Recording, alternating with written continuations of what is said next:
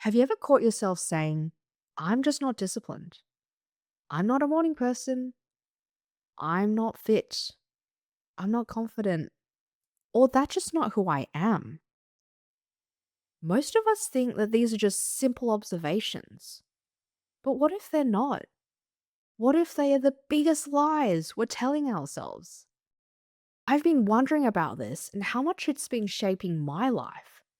Not by what I think I'm capable of, but what I've been telling myself over and over again till I just believe them, whether they're true or not.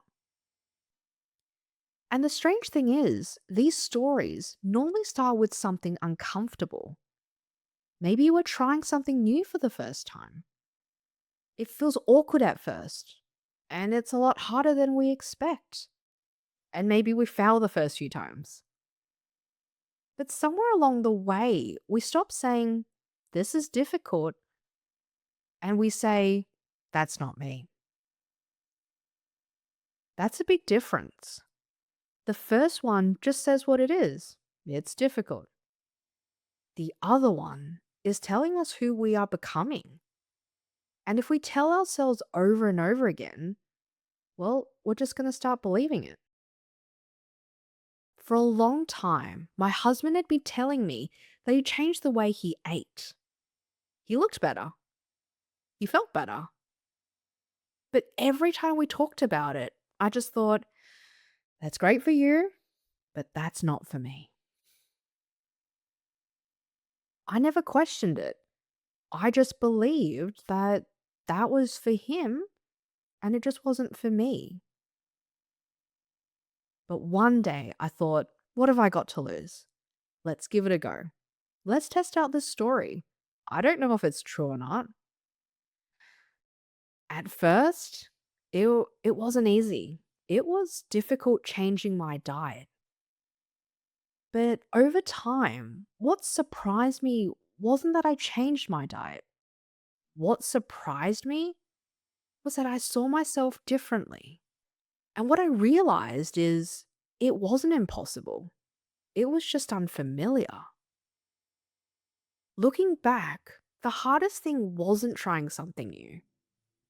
The hardest thing was actually believing I could even try to change. And maybe that's the biggest lie that we tell ourselves. Not, I can't. It's, that's not who I am. Maybe the stories that are holding us back aren't the ones that other people are telling us. Maybe the stories that are holding us back are the ones that we tell ourselves. And it made me think, every time we do something that isn't for us, something does change.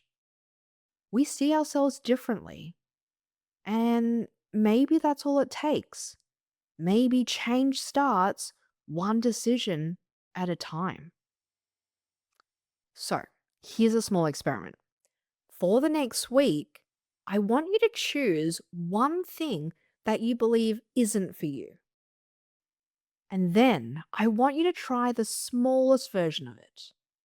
Not to prove anything, just to see what happens. And I'd like to leave you with one final question. What have you decided isn't for you that you've never really tested?